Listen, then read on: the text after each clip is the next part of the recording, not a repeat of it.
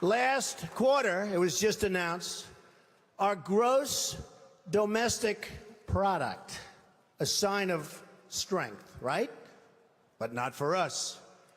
It was below zero. Who ever heard of this? It's never below zero. Our labor participation rate was the worst since 1978. But think of it, GDP below zero. Horrible labor participation rate. And our real unemployment is anywhere from 18 to 20%. Don't believe the 5.6. Don't believe it. That's right, a lot of people up there can't get jobs. They can't get jobs because there are no jobs. Because China has our jobs and Mexico has our jobs. They all have our jobs. But the real number is anywhere from 18 to 19 and maybe even 21%. And nobody talks about it because it's a statistic that's full of nonsense.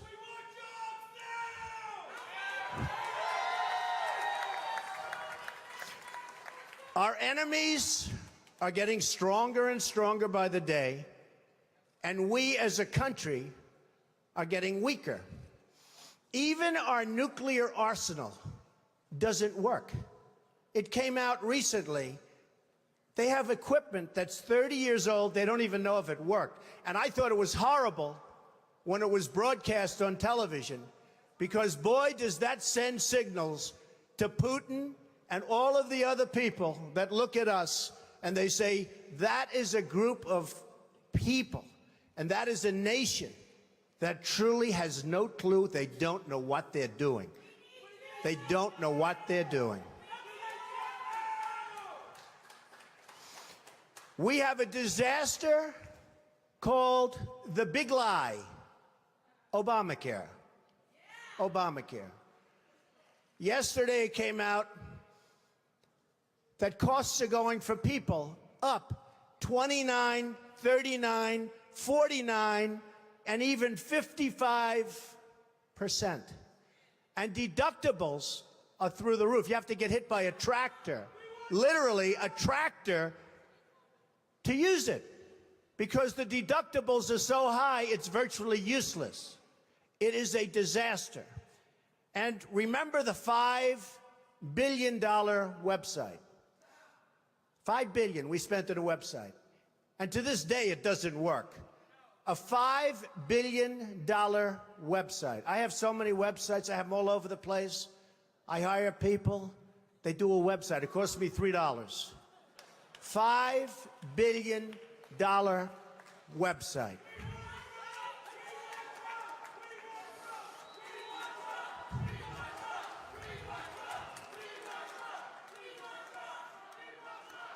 Well, you need somebody, because politicians are all talk, no action. Nothing's going to get done. They will not bring us, believe me, to the promised land. They will not. As an example, I've been on the circuit making speeches, and I hear my fellow Republicans, and they're wonderful people. I like them. They all want me to support them. They don't know how to bring it about. They come up to my office. I'm meeting with 3 of them in the next week, and they don't know. Are you running? Are you not running? Could we have your support? What do we do? How do we do it? I like them. And I hear their speeches, and they don't talk jobs, and they don't talk China. When was the last time you heard China's killing us? They're devaluing their currency to a level that you wouldn't believe. It makes it impossible for our companies to compete. Impossible. They're killing us. But you don't hear that from anybody else. You don't hear it from anybody else. And I watch the speeches. Thank you. I watch the speeches of these people, and they say, the sun will rise, the moon will set, all sorts of wonderful things will happen. And people are saying, what's going on? I just want a job. Just get me a job. I don't need the rhetoric. I want a job. And that's what's happening. And it's going to get worse, because remember, Obamacare really kicks in 2016. Obama is going to be out playing golf. He might even be on one of my courses. I would invite him. I actually would say. I have the best courses in the world, so I'd say, you know what, if he wants to, I have one right next to the White House, right on the Potomac. If he'd like to play, that's fine. In fact, I'd love him to leave early and play. That would be a very good thing. But Obamacare kicks in 2016. Really big league. It is going to be amazingly destructive. Doctors are quitting. I have a friend who's a doctor, and he said to me the other day, Donald, I never saw anything like it. I have more accountants than I have nurses. It's a disaster. My patients are beside themselves. They had a plan that was good. They have no plan now. We have to repeal Obamacare, and it can be replaced. And it can be replaced with something much better for everybody. Let it be for everybody, but much better and much less expensive for people and for the government. And we can do it.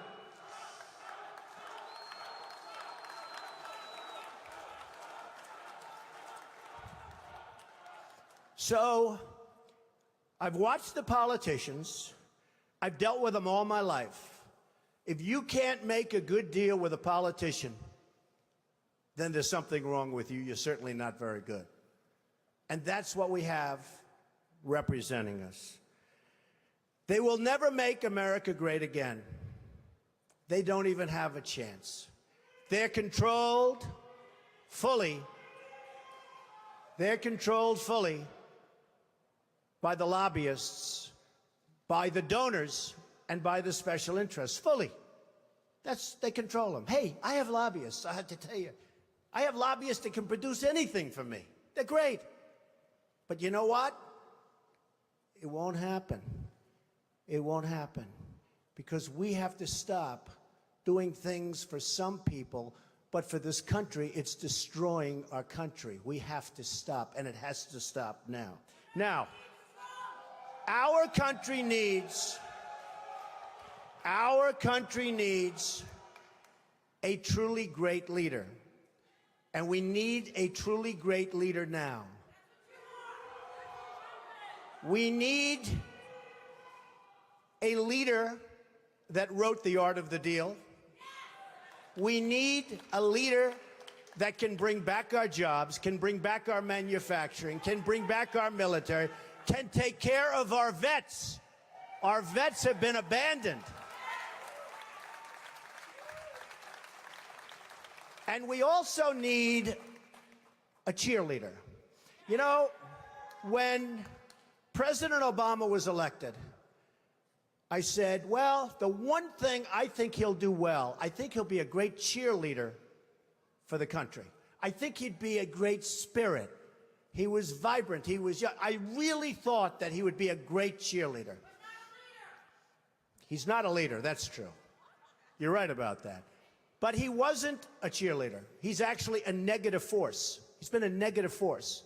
He wasn't a cheerleader. He was the opposite. We need somebody that can take the brand of the United States and make it great again. It's not great again. We need somebody. We need somebody that literally will take this country and make it great again. We can do that. And I will tell you, I love my life. I have a wonderful family. They're saying, Dad, you're going to do something that's going to be so tough. You know, all of my life I've heard that a truly successful person, a really, really successful person, and even modestly successful, cannot run for public office. Just can't happen. And yet that's the kind of mindset that you need to make this country great again. So, ladies and gentlemen, I am officially running for President of the United States, and we are going to make our country great again.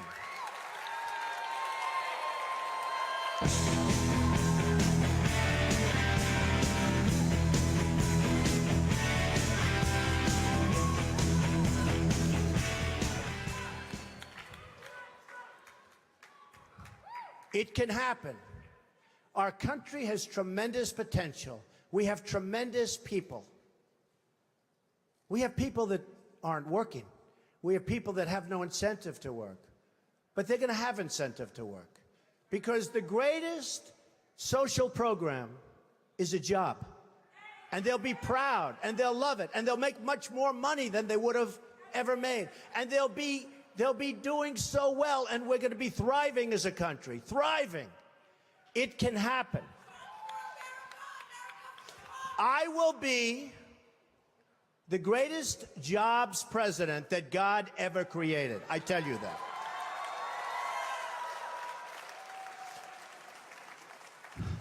I'll bring back our jobs from China, from Mexico, from Japan, from so many places. I'll bring back our jobs, and I'll bring back our money. Right now, think of this. We owe China $1.3 trillion. We owe Japan more than that. So they come in, they take our jobs, they take our money, and then they loan us back the money, and we pay them in interest. And then the dollar goes up, so their deal's even better. How stupid are our leaders? How stupid are these politicians to allow this to happen? How stupid are they?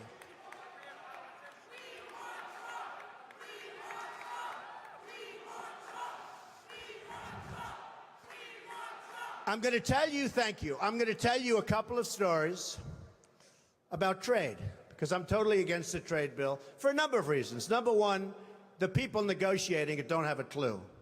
Our president doesn't have a clue. He's a bad negotiator. He's the one that did Bergdahl. We get Bergdahl, they get 5 killer terrorists that everybody wanted over there. We get Bergdahl, we get a traitor. We get a no-good traitor, and they get the 5 people that they wanted for years, and those people are now back on the battlefield trying to kill us. That's the negotiator we have. Take a look at the deal he's making with Iran. He makes that deal, Israel maybe won't exist very long. It's a disaster, and we have to protect Israel. But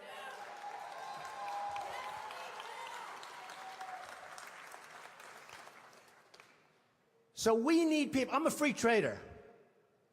But the problem with free trade is you need really talented people to negotiate for you. If you don't have talented people, if you don't have great leadership, if you don't have people that know business, not just a political hack that got the job because he made a contribution to a campaign, which is the way all jobs just about are gotten, free trade is terrible. Free trade can be wonderful if you have smart people. But we have people that are stupid. We have people that aren't smart. And we have people that are controlled by special interests. And it's just not going to work. So here's a couple of stories. Happened recently. A friend of mine is a great manufacturer. And, you know, China comes over and they dump all their stuff. And I buy it. I buy it. Because, frankly, I have an obligation to buy it. Because they devalue their currency so brilliantly. They just did it recently, and nobody thought they could do it again. But with all our problems with Russia, with all our problems with everything, they got away with it again. And it's impossible for our people here to compete. So I want to tell you this story. A friend of mine is a great manufacturer. Calls me up a few weeks ago. He's very upset. I said, what's your problem? He said, you know, I make great product. And I said, I know that because I buy the product. He said, I can't get it into China. They won't accept it. I sent a boat over and they actually sent it back. They talked about environmental. They talked about all sorts of crap that had nothing to do with it. I said, oh, wait a minute, that's terrible. Does anyone know this? He said, yeah, they do it all the time with other people. I said, they send it back? Yeah. So I finally got it over there and they charged me a big tariff. They're not supposed to be doing that. I told them. Now, they do charge a tariff on trucks. When we send trucks and other things over there, ask Boeing. They wanted Boeing's secrets. They wanted their patents and all their secrets before they agreed to buy planes from Boeing. Hey, I'm not saying they're stupid. I like China. I sell apartment for I just sold an apartment for $15 million to somebody from China. Am I supposed to dislike them? I own a big chunk of the Bank of America building in 1290 Avenue of the Americas that I got from China in a war. Very valuable. I love China. The biggest bank in the world is from China. You know where their United States headquarters is located? In this building, in Trump Tower. I love China. People say, oh, you don't like China. No, I love them. But their leaders are much smarter than our leaders. And we can't sustain ourselves with that. There's too much. It's like take the New England Patriots and Tom Brady and have them play your high school football team. That's the difference between China's leaders and our leaders. They are ripping us. We are rebuilding China. We're rebuilding many countries. China, you go there now, roads, bridges, schools, you never saw anything like it. They have bridges that make the George Washington Bridge look like small potatoes. And they're all over the place. We have all the cards, but we don't know how to use them. We don't even know that we have the cards because our leaders don't understand the game. We could turn off that spigot by charging them tax until they behave properly. Now they're going militarily. They're building a military island in the middle of the South China Sea, a military island. Now, our country could never do that because we'd have to get environmental clearance. And the environmentalists wouldn't let our country. We would never build an ocean. They built it in about 1 year, this massive military port. They're building up their military to a point that is very scary. You have a problem with ISIS, you have a bigger problem with China. And in my opinion, the new China, believe it or not, in terms of trade, is Mexico. So this man tells me about the manufacturing. I say, that's a terrible story. I hate to hear it. But I have another one, Ford. So Mexico takes a company, car company, that was going to build in Tennessee, rips it out. Everybody thought the deal was dead. Reported in the Wall Street Journal recently. Everybody thought it was a done deal. It's going in, and that's going to be it, going into Tennessee. Great state, great people. All of a sudden, at the last moment, this big car manufacturer, foreign, announces they're not going to Tennessee. They're going to spend their $1 billion in Mexico instead. Not good. Now Ford announces a few weeks ago that Ford is going to build a $2.5 billion car and truck and parts manufacturing plant in Mexico. $2.5 billion. It's going to be one of the largest in the world. Ford, good company. So I announced that I'm running for president. I would, one of the early things I would do, probably before I even got in, and I wouldn't even use, you know, I know the smartest negotiators in the world. I know the good ones, I know the bad ones, I know the overrated ones. You got a lot of them that are overrated. They're not good, they think they are. They get good stories because the newspapers get buffaloed. But they're not good. But I know the best negotiators in the world. And I'd put them one for each country. Believe me, folks, we will do very, very well. Very, very well. But I wouldn't even waste my time with this one. I would call up the head of Ford, who I know, if I was president. I'd say, congratulations. I understand that you're building a nice $2.5 billion car factory in Mexico, and that you're going to take your cars and sell them to the United States, zero tax, just flow them across the border. And you say to yourself, how does that help us, right? How does that help us? Where is that good? It's not. So I'd say, congratulations, that's the good news. Let me give you the bad news. Every car and every truck and every part manufactured in this plant that comes across the border, we're going to charge you a 35% tax. Okay? And that tax is going to be paid simultaneously with the transaction. And that's it. Now, here's what's going to happen. If it's not me in the position, it's one of these politicians that we're running against. You know, the 400 people that we're all running against. And here's what's going to happen. They're not so stupid. They know it's not a good thing. and they may even be upset by it. But then they're going to get a call from their donors, or probably from the lobbyist for Ford, and say, you can't do that to Ford because Ford takes care of me and I take care of you, and you can't do that to Ford. And guess what? No problem. They're going to build in Mexico. They're going to take away thousands of jobs. It's very bad for us. So, under President Trump, here's what would happen. The head of Ford will call me back, I would say within an hour after I told him the bad news. But it could be he'd want to be cool, and he'll wait till the next day. You know, they want to be a little cool. And he'll say, please, please, please. He'll beg for a little while, and I'll say, no interest. Then he'll call all sorts of political people, and I'll say, sorry, fellas, no interest, because I don't need anybody's money. It's nice. I don't need anybody's money. I'm using my own money. I'm not using the lobbyists. I'm not using donors. I don't care. I'm really rich. I'll show you that in a second. And by the way, I'm not even saying that in a brag. That's the kind of mindset, that's the kind of thinking you need for this country. So, because we got to make the country rich, it sounds crass. Somebody said, oh, that's crass. It's not crass. We got 18 trillion in debt. We got nothing but problems. We got a military that needs equipment all over the place. We got nuclear weapons that are obsolete. We've got nothing. We got Social Security that's going to be destroyed if somebody like me doesn't bring money into the country. All these other people want to cut the hell out of it. I'm not going to cut it at all. I'm going to bring money in, and we're going to save it. But here's what's going to happen. After I'm called by 30 friends of mine who contributed to different campaigns, after I'm called by all of the special interests and by the donors and by the lobbyists, and they have zero chance at convincing me, zero. I'll get a call the next day from the head of Ford. He'll say, please reconsider. I'll say no. He'll say, Mr. President, we've decided to move the plant back to the United States. We're not going to build it in Mexico. That's it. They have no choice. They have no choice. There are hundreds of things like that. I'll give you another example. Saudi Arabia.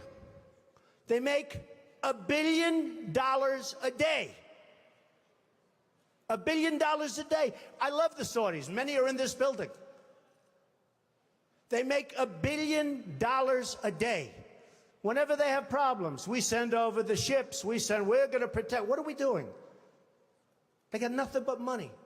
If the right person asked them, they pay a fortune. They wouldn't be there except for us.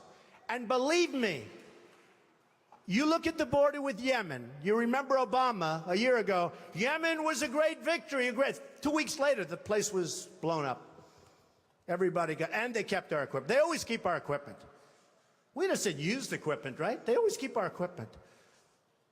We ought to send some real junk, because frankly, we ought to send our surplus. We're always losing this gorgeous brand new stuff. But look at that border with Saudi Arabia. Do you really think that these people are interested in Yemen? Saudi Arabia, without us, is gone. They're gone. And I'm the one that made all of the right predictions about Iraq. You know, all of these politicians that I'm running against now, it's so nice to say I'm running as opposed to if I run, I'm running. But all of these politicians that I'm running against now, they're trying to disassociate. I mean, you looked at Bush, it took him 5 days to answer the question on Iraq. He couldn't answer the question. He didn't know. I said, is he intelligent? Then I looked at Rubio. He was unable to answer the question. Is Iraq a good thing or a bad thing? He didn't know. He couldn't answer the question. How are these people going to lead us? How are we going to go back and make it great again? We can't. They don't have a clue. They can't lead us. They can't. They can't even answer simple questions. It was terrible. But Saudi Arabia is in big, big trouble. Now, thanks to fracking and other things, the oil is all over the place. And I used to say it. There are ships at sea, and this was during the worst crisis, that were loaded up with oil. And the cartel kept the price up. Because, again, they were smarter than our leaders. They were smarter than our leaders. There is so much wealth out there that can make our country so rich again, and therefore make it great again, because we need money. We're dying. We're dying. We need money. We have to do it, and we need the right people. So, Ford will come back. They'll all come back. And I will say this. This is going to be an election, in my opinion, that's based on competence. Somebody said, thank you, darling. Somebody said to me the other day, a reporter, very nice reporter, but Mr. Trump, you're not a nice person. We don't need nice. That's true, but actually I am. I think I am a nice person. People that know me like me. Does my family like me? I think so, right? Look at my family. I'm proud of my family. By the way, speaking of my family, Melania, Barron, Kai, Donnie, Don, Vanessa, Tiffany, Ivanka did a great job. Did she do a great job? Great. Jared, Laura, and Eric. I'm very proud of my family. They're a great family. So the reporter said to me the other day, but Mr. Trump, you're not a nice person. How can you get people to vote for you? I said, I don't know. I said, I think that, number one, I am a nice person. I give a lot of money away to charities and other things. I think I'm actually a very nice person. But I said, this is going to be an election that's based on competence. Because people are tired of these nice people, and they're tired of being ripped off by everybody in the world, and they're tired of spending more money on education than any nation in the world, per capita, than any nation in the world. And we're 26th in the world. 25 countries are better than us at education. And some of them are like third world countries. But we're becoming a third world country because of our infrastructure, our airports, our roads, everything. So one of the things I did, and I said, you know what I'll do? I'll do it. Because a lot of people said, he'll never run. Number one, he won't want to give up his lifestyle. They're right about that, but I'm doing it. Number two, I'm a private company, so nobody knows what I'm worth. And the one thing is that when you run, you have to announce and certify to all sorts of governmental authorities your net worth. So I said, that's okay. I'm proud of my net worth. I've done an amazing job. I started off, thank you. I started off in a small office with my father in Brooklyn and Queens. And my father said, and I love my father, I learned so much. He was a great negotiator. I learned so much just sitting at his feet, playing with blocks, listening to him negotiate with subcontractors. But I learned a lot. But he used to say, Donald, don't go into Manhattan. That's the big leagues. We don't know anything about that. Don't do it. I said, Dad, I got to go into Manhattan. I got to build those big buildings. I got to do it, Dad. I've got to do it. And after 4 or 5 years in Brooklyn, I ventured into Manhattan and did a lot of great deals. The Grand Hyatt Hotel. I was responsible for the convention center on the west side. I did a lot of great deals, and I did them early and young. And now I'm building all over the world, and I love what I'm doing. But they all said, a lot of the pundits on television, well, Donald will never run. And one of the main reasons is he's private, and he's probably not as successful as everybody thinks. So I said to myself, you know, nobody's ever going to know unless I run. Because I'm really proud of my success. I really am. I've employed tens of thousands of people over my lifetime. That means medical, that means education, that means everything. So a large accounting firm and my accountants have been working for months because it's big and complex, and they put together a statement, a financial statement. There's a summary, but everything will be filed eventually with the government, and we don't need extensions or anything. We'll be filing it right on time. We don't need anything. And it was even reported incorrectly yesterday because they said he had assets of $9 billion. So I said, no, that's the wrong number. That's the wrong number, not assets. So they put together this, and before I say it, I have to say this. I made it the old-fashioned way. It's real estate. You know, it's real estate. It's labor, and it's unions good and some bad, and lots of people that aren't in unions, and it's all over the place, and building all over the world. And I have assets, big accounting firm, one of the most highly respected, $9,240 million. And I have liabilities of about 500. That's long-term debt, very low interest rates. In fact, one of the big banks came to me and said, Donald, you don't have enough borrowings. Could we loan you $4 billion? I said, I don't need it. I don't want it. And I've been there. I don't want it. But in 2 seconds, they give me whatever I wanted. So I have a total net worth, and now with the increase, it'll be well over $10 billion. But here, a total net worth of $8 billion. Net worth, not assets, not liability, a net worth. After all debt, after all expenses, the greatest assets, Trump Tower, 1290 Avenue of the Americas, Bank of America building in San Francisco, 40 Wall Street, sometimes referred to as the Trump building, right opposite the New York City. Many other places, all over the world. So the total is $8,737,540,000. Now, I'm not doing that. I'm not doing that to brag, because you know what? I don't have to brag. I don't have to, believe it or not. I'm doing that to say that that's the kind of thinking our country needs. We need that thinking. We have the opposite thinking. We have losers. We have losers. We have people that don't have it. We have people that are morally corrupt. We have people that are selling this country down the drain. So I put together the statement, and the only reason I'm telling you about it today is because we really do have to get going.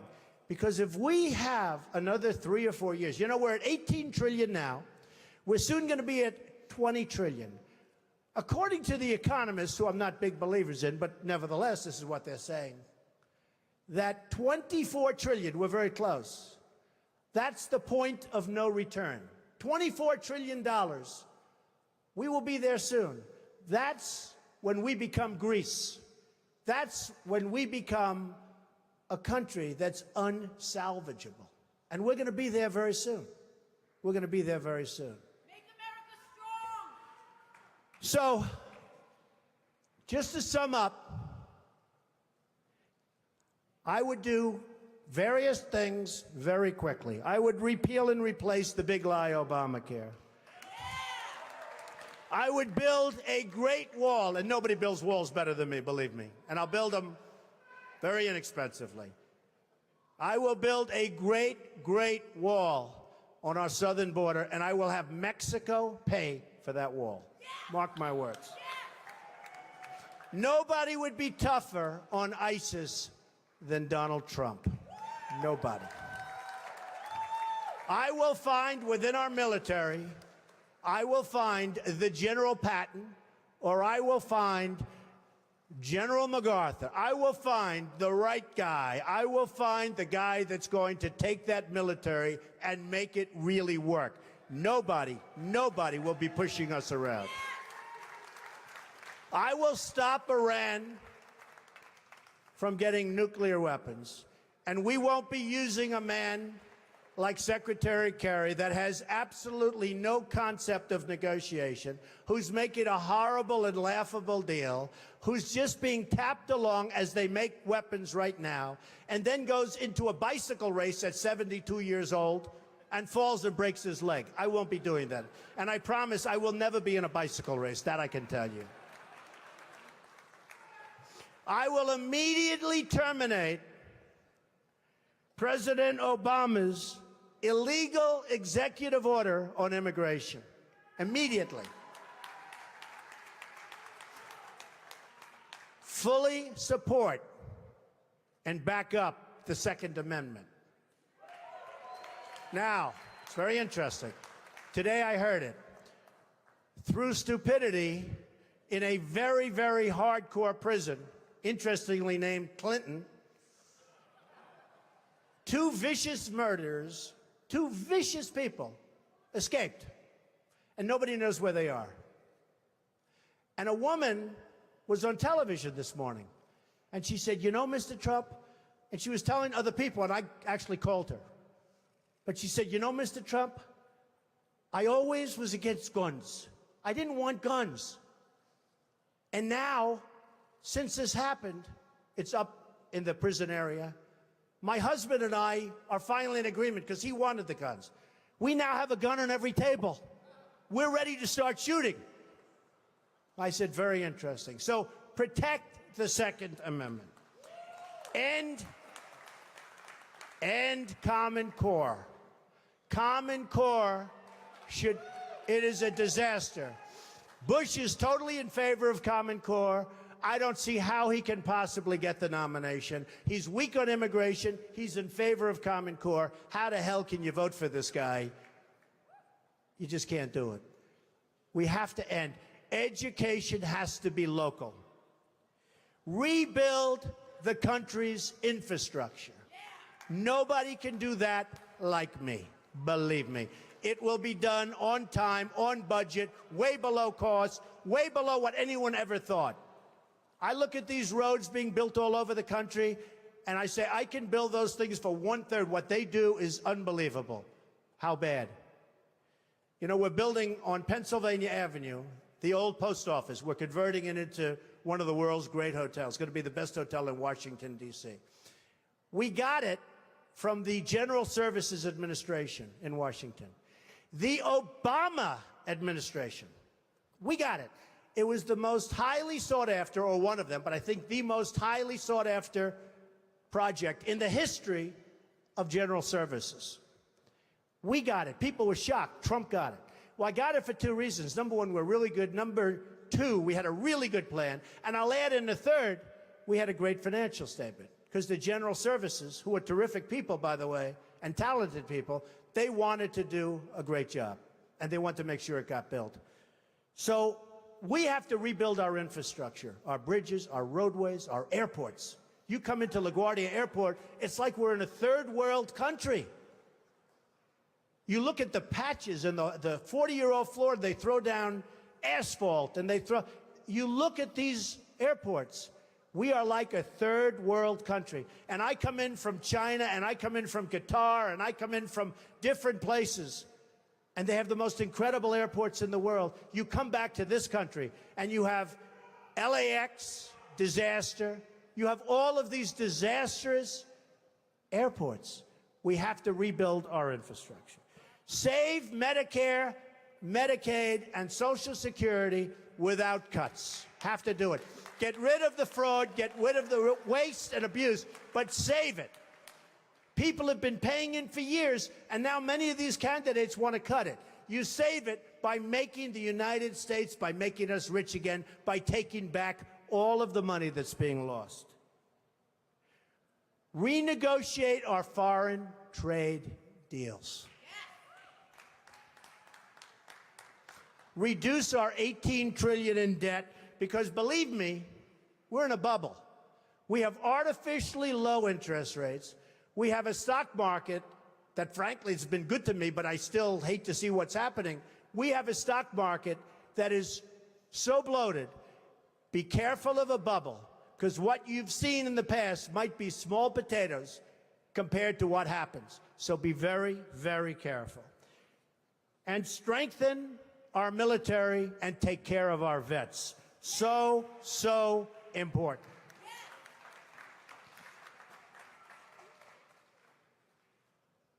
Sadly, the American dream is dead. Bring it back. But if I get elected president, I will bring it back.